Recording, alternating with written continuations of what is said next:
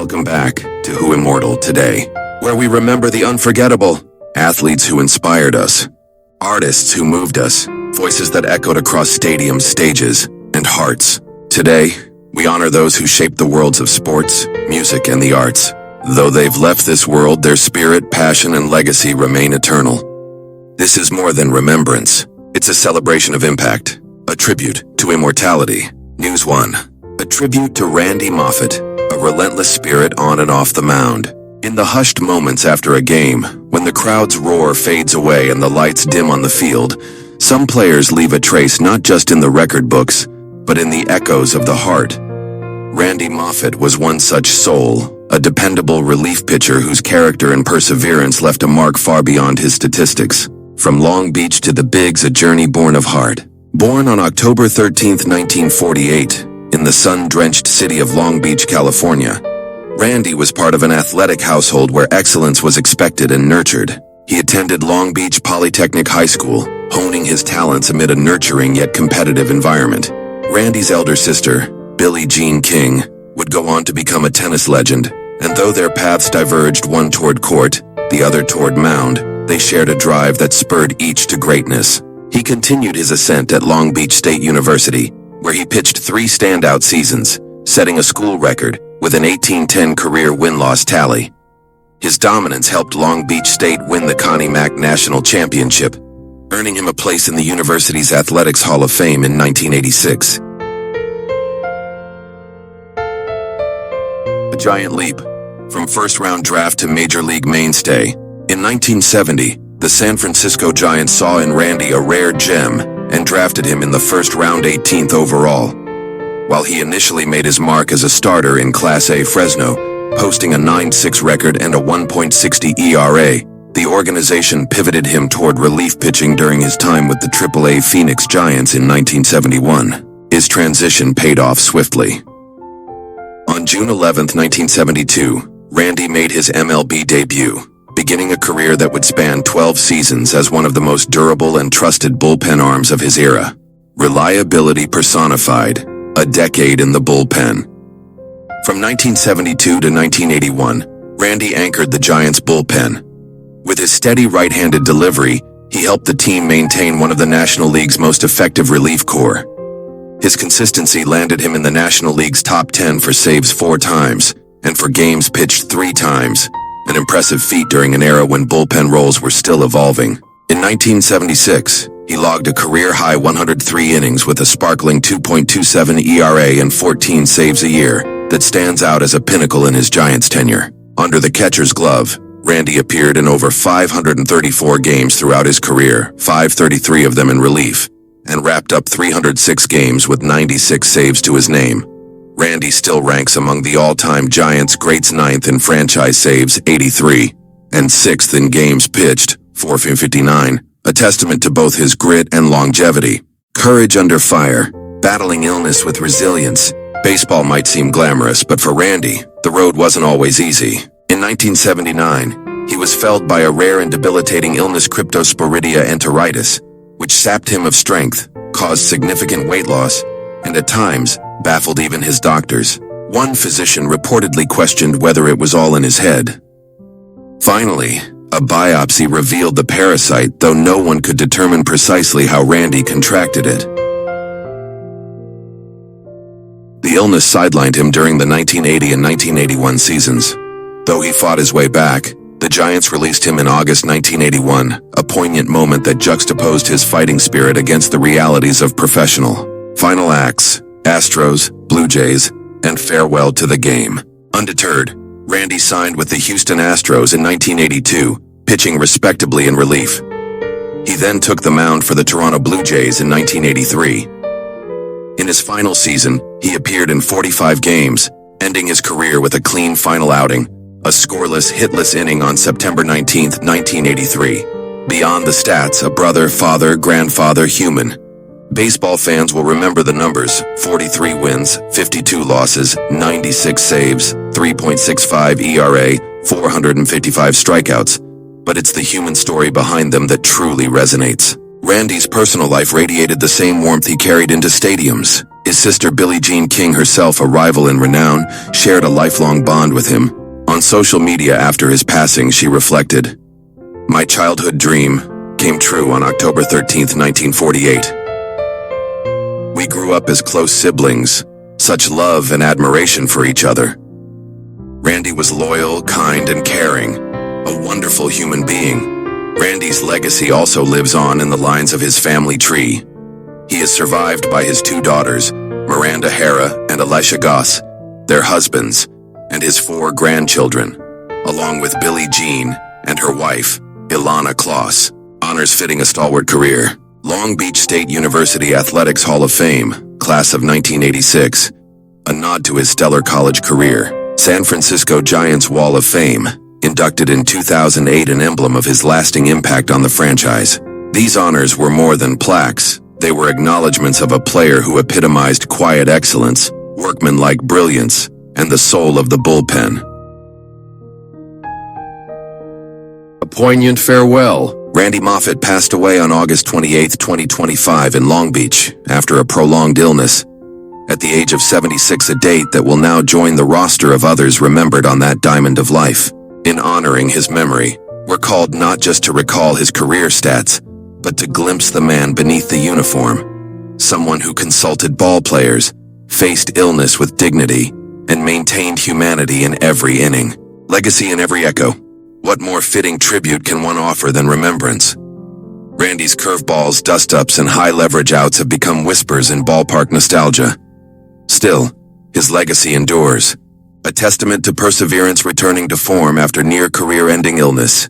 A model reliever, steady, reliable, and underappreciated in his era. A loving family man cherished by a sister, daughters, grandchildren, and teammates. A local hero from Long Beach Fields to MLB glory and back again. Randy Moffitt might not have been a household name like his sister, but his life resonates with the greatness of quiet endurance. In the swell of every stadium, in the crack of the bat, in every close game's heartbeat, that is where we'll find him. Not in the spotlight, but in the steadfast duty of an under-the-radar hero. May this tribute keep his memory alive on the field, in the clubhouse, and forever in our hearts. News 2. Kim Hughes, a gentle giant whose heart was bigger than the game. In the world of professional basketball, where noise often overshadows nuance, Kim Hughes was a quiet force, a man who never chased headlines, but earned unwavering respect. Towering at nearly 7 feet tall, he was a giant in form, yes, but far more so in spirit. As a player in the ABA and NBA during the 1970s and 80s, Kim brought grit and grace to the court. He played with heart for teams like the New Jersey Nets and Denver Nuggets, leaving everything he had between the lines. He wasn't flashy, but he was fearless. Every rebound, every screen, every defensive stand, he played like it mattered, because to him, it always did. But it was after his playing days that Kim's quiet greatness truly flourished. As a coach, he didn't shout to be heard. He led by listening. Players trusted him. They knew he saw them as more than athletes, he saw them as people. He stepped up as interim head coach of the Los Angeles Clippers, not for glory, but because the team needed him. And he delivered with calm resolve and unwavering decency. Perhaps the most profound chapter of his life came off the court, when he faced prostate cancer without health insurance. Kim, ever humble, didn't ask for help, but when his former players found out, they stepped in to cover his medical costs. It wasn't charity, it was love. A reflection of the loyalty he had quietly built through years of kindness, mentorship, and sacrifice. Kim Hughes wasn't just a basketball man. He was a life mentor, a brother in the game, a gentle giant whose compassion reached far beyond the buzzer. He leaves behind a legacy not of trophies but of lives touched, and that in the end is the mark of a true champion. Rest easy, coach. Your heart still echoes in every locker room you graced.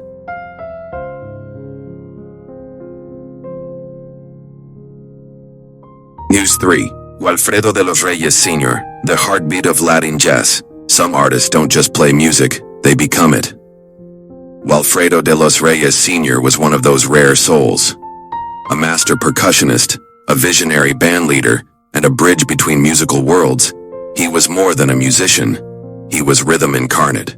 Born in Havana, Cuba, Walfredo Sr. carried with him the heartbeat of his homeland, infusing every note with passion, tradition, and innovation.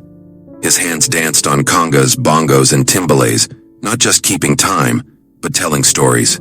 Stories of joy, struggle, migration, and cultural pride.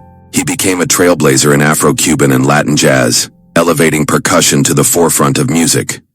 His collaborations with giants like Carlos Santana, Tito Puente, and Cachao weren't just performances. They were celebrations of sound, soul, and shared heritage. Beyond the spotlight, Walfredo Sr. was a mentor, father, and cultural ambassador. His legacy lives on not only in his recordings, but through his children, especially Walfredo de los Reyes Jr., a world-renowned drummer, proof that rhythm runs in the bloodline. To watch Walfredo Sr. perform was to witness joy in motion. There was something deeply spiritual about the way he played. He didn't demand attention. He earned it, with every beat reverberating from the heart. His music was a unifying force, pulling together Cuban roots, American jazz, and global grooves into something universal. He gave a voice to the drum. He made percussion sing. As we say goodbye to a true maestro, we don't just mourn, we celebrate. His rhythms will never fade. They live in clubs, in concert halls, in the heartbeat of Latin jazz, and in every soul he inspired. Walfredo de los Reyes Sr., thank you for the music, the magic, and the movement. Your beat goes on eternally. News 4. Celeste Wilson, a voice that moved the soul. Some voices aren't just heard, they're felt, deep in the chest, in the quiet spaces between words, in the moments when music becomes more than sound. Celeste Wilson had that kind of voice, rich, raw, and real. A voice that didn't just sing, but soared. More than a singer, Celeste was a performance artist, a storyteller, a light on stage. Whether in intimate jazz lounges or grand theaters, she brought a magnetic presence that demanded attention, not with force, but with feeling. When she stepped onto a stage, the room transformed. When she opened her mouth to sing, time seemed to slow. Her vocal range was unmatched, stretching from smoky lows to ethereal highs, but it was the emotion in her delivery that made audiences weep, cheer, and remember. Every note was a brushstroke, every lyric, a confession. She could pour heartbreak into a ballad, or joy into a single note. And she always sang with truth. Celeste didn't chase fame. She chased meaning. Her performances weren't acts. They were extensions of her soul. Bold, unfiltered, and radiant. She sang for those who couldn't find the words themselves. She made people feel seen, heard, and held. Offstage, Celeste was just as unforgettable, gracious, fiercely creative, and deeply human. She mentored young artists, collaborated with dancers, poets, and musicians across genres, and lived for the moment when art and heart aligned. Though she's now left the stage, her echo remains in the verses she sang, the lives she touched, and the silence she filled with beauty. Celeste Wilson wasn't just a performer, she was a presence, a force, a soul set to music. Thank you, Celeste, for giving us everything you had, every lyric, every breath, every beat. Your song plays on and always will.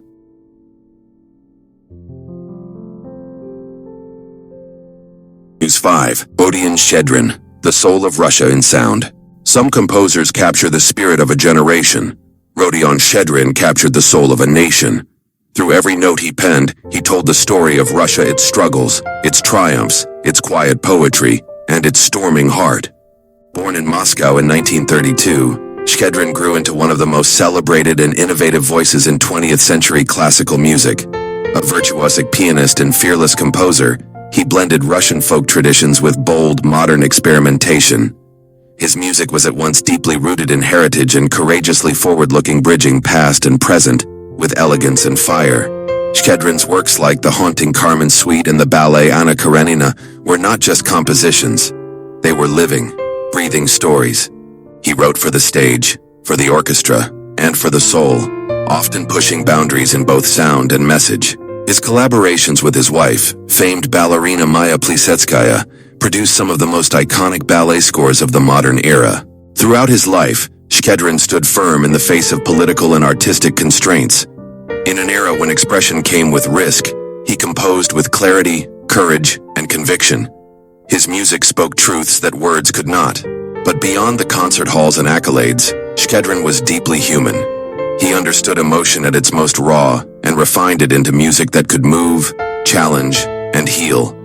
His melodies carried echoes of Russian snowfields, crowded cities, and quiet prayers whispered in the dark.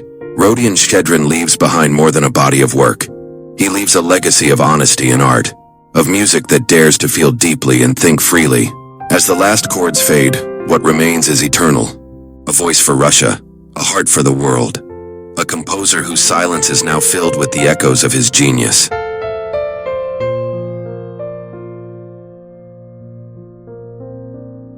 News 6. Yago Campos, the soul of a people, painted in sound and story. Not all legends are loud.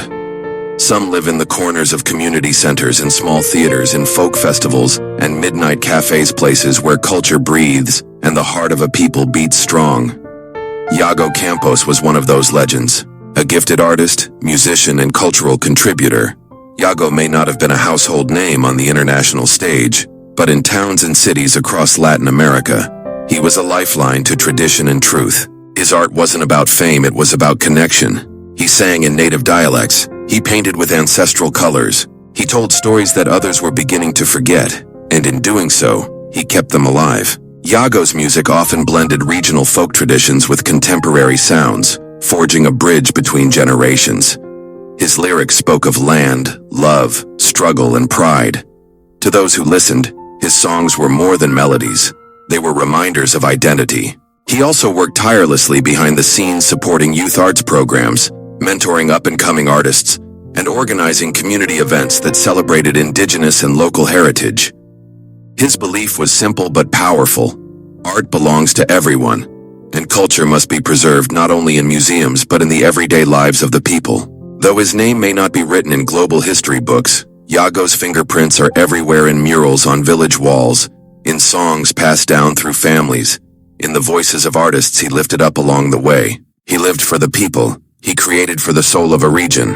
And now, even in silence, his legacy speaks volumes. Yago Campos, thank you for honoring your roots, for giving voice to the voiceless, and for reminding us that greatness doesn't always come with applause, but it always leaves a mark. News 7. Lourdes Ambriz, the voice that carried a nation's soul. The stage was her sanctuary, the music, her language. And when Lourdes Ambriz sang, time seemed to pause. As one of Mexico's most acclaimed sopranos, Lourdes was more than a performer. She was a voice of cultural pride, a guardian of classical beauty, and a bridge between European opera and Latin American artistry. Her voice, both delicate and commanding, could fill a concert hall with a single breath, drawing audiences not just to hear, but to feel. Born with a gift and shaped by discipline, Lourdes trained relentlessly to master her craft.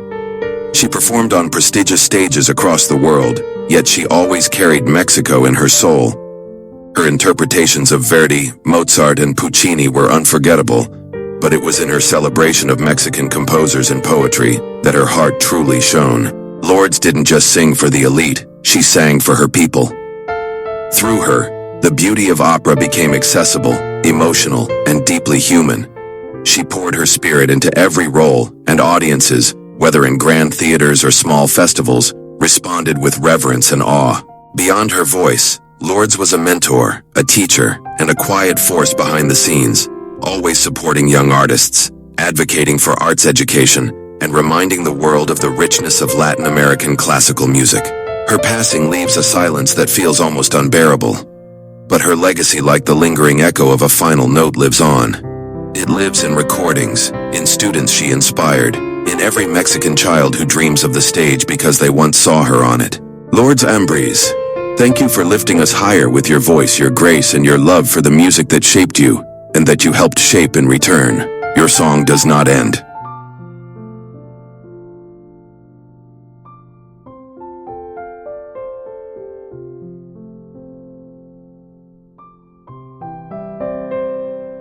As we close this chapter, we remember that true legends never fade. Their voices, their victories, their visions live on in every heart they touched. Because immortality isn't about time, it's about impact. If this tribute moved you, please like, comment, and subscribe to help us keep their legacy alive. Until next time, stay inspired, stay remembering, and keep the flame burning.